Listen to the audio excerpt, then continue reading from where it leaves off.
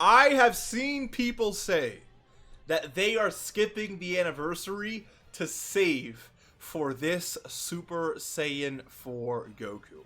And while I understand that take, especially when you consider this Goku is essentially the best unit in the game, right? You can say he's top 2 or top 3, I don't really care. The point is he is one of the best characters in the game, so I can understand that sentiment. At the same time, it makes no freaking sense, and I'm going to explain to you why.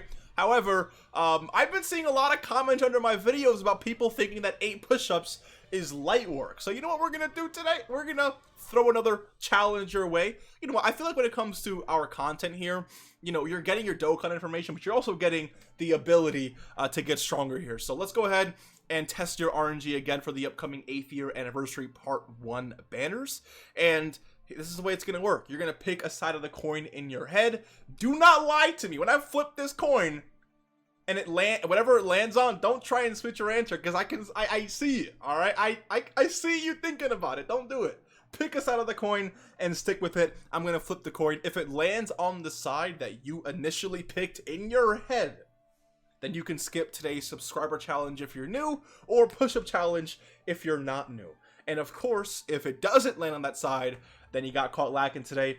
Gotta do some push-ups. Maybe let's do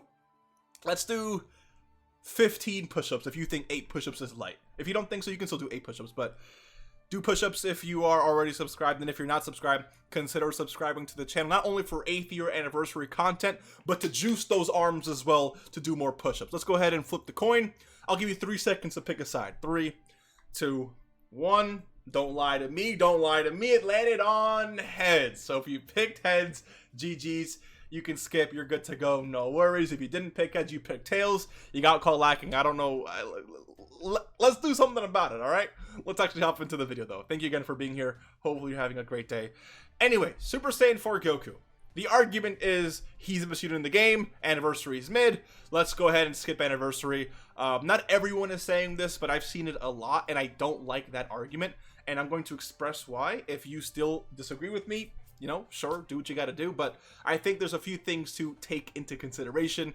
The first one being that the GT Heroes category isn't a category that is getting buffed too much, which was an initial concern when summoning for this unit here. And I definitely understand that, right? Like, why summon for a character when they're quote-unquote team? They don't lead GT Heroes, but, you know, their quote-unquote team that they're going to be really effective on isn't really getting buffed that well or that often. And I definitely understand that notion. But Super Saiyan 4 Goku is literally the buff that this team needed. Because not only is he the best unit in the game, or arguably top 2, top 3, I don't really care, again, like I mentioned, but not only is he one of the best units in the game, he is giving that value to another one of the best units in the game in the GT, you know, Super Saiyan 4 Goku and Base Goku here. Sorry, Super Saiyan 4 Vegeta and Base Goku. But they're also providing a really good linking partner for an LR who's been begging for a linking partner for so long. The Year 7 LR, Super Saiyan 4 Gogeta here, they're definitely not bad. They've definitely aged quite a bit, right? But they are far from a bad unit. So this unit finally having a really solid linking partner, while at the same time being like the best unit in the game, while at the same time, you know, buffing one of the other best units in the game. It's like, if you really care about this Super Saiyan 4 Goku, it makes sense to summon for this character and snag at least one copy of this character for yourself. So that way, when you put this Goku on his team, you actually have another monster on that team to make that team a lot better. Because remember, Dokkan is a team game. If you have the best character in the game, it doesn't matter, because if your team sucks, your team sucks. You will get one shot in turn 1 of any Dokkan event. It doesn't really matter.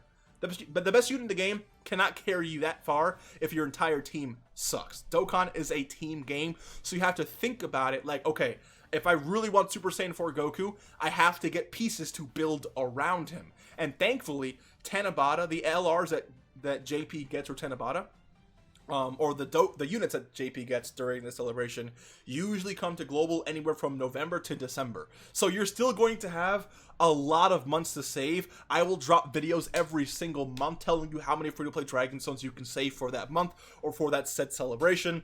And on top of that, We also have the worldwide celebration, which is just going to give a lot of you're going to have a lot of opportunities to save for this Goku. So if you're saying you care about this Goku, in my opinion, the correct thing to do is to summon for the Super Saiyan 4s while they are here.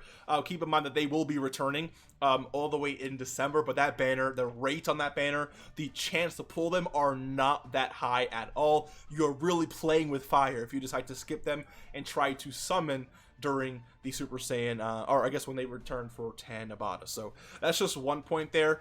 Another point I want to actually mention is this character is legitimately supporting the Super Saiyan 4 Goku in so many ways, which makes it, again, another great opportunity for you, if you care about Super Saiyan 4 Goku, to summon for this unit here. So remember that this character has a standby revive. So when you're running these two on rotation, keep in mind that their revive ability functions for everyone or anyone on the turn. So if for whatever reason Super Saiyan 4 Goku gets clapped in an event, it doesn't matter, because this character got him. This character, or not this character got him, doesn't make any sense. This character doesn't allow anyone to die, especially Super Saiyan 4 Goku. So having a revive on your team is so... there aren't even any words to really describe how valuable that is. And on top of that, I know you've seen the high numbers that he does, right? Don't you want your Goku to perform well? Because if you do, then you really want to summon on this character. You want to know why? This character is giving them 80% to attack, to all out 80%. Show me one character in the game who is just straight up giving 80% to this Goku here, just from passive. And better yet, show me a character who is giving them 80% to attack that can actually legitimately, because you know, there's a lot of showcases where you bring like the physical Kid Buu. And physical Kid Buu can definitely juice this guy's numbers, but it's not a realistic team fit. This guy is a realistic team fit who's giving 80% to attack once you enter that standby. And on top of that, if this unit can super attack first, if you have him in the first slot, which I think you definitely should, you're giving an extra 40% to attack to this Goku. You are juicing the heck out of this Goku here. If you really care about his numbers, this is the unit that you want to make him look as good as you really want him to look, right? 55%, 79%, 100%, doesn't really matter what it is. If you want your Goku to look good, no matter how many copies you have, I think one crucial step is to pull this character here. And also keep in mind that not everyone is going to rainbow this character. So he might look really good in showcases, but he's not going to look like that when you have him in your account, because you may not link level the character, right? Which is going to take a lot of power away from him. You're not going to rainbow him. So if you want to get him as close to those numbers as possible without actually having to rainbow him, this is a great way to get it done. And the team just becomes so much more invincible, right? And you're also bringing back a character who, again, has been begging for, there's so many benefits with the release of this Super Saiyan 4 Goku. This team just becomes more whole. I think they're like maybe 1 or 2 releases away, 1 or 2 really strong EZAs away from being like a legit, top 5 team in the game. Unfortunately, we are, a little bit low on legitimate options here. Like, I guess you can call the Year 7s borderline of like a legitimate option for this team. I mean, they are. I mean, actually, no, they are one of the only options for this team, right? Besides like maybe the EZAs for the Year 4s. But you understand what I'm trying to say, right? This team doesn't have like top tier power all over the place. They have a few units here who can definitely put in numbers, but we need more releases like the Super Saiyan 4 Goku to really make this team whole. And one way to get that done is to summon for this character and then summon for this character. And again, I have you covered. I will help you save for this Goku if that's what you want. But if you really care for him, skipping just doesn't make any sense to me. I don't see the argument there, especially if I don't know. Let me know what you guys think. Hopefully you enjoyed. Good luck on whatever you decide to summon on. Your stones, your choice. But I mean, you know, if you really care, then this unit is making the character look a lot better. So, you know, it is what it is. Completely up to you. I'm gonna be summoning. I hope to see you in the live stream. And yeah, I'll see you in the next one. Take care. Please have a great rest of your day, and peace.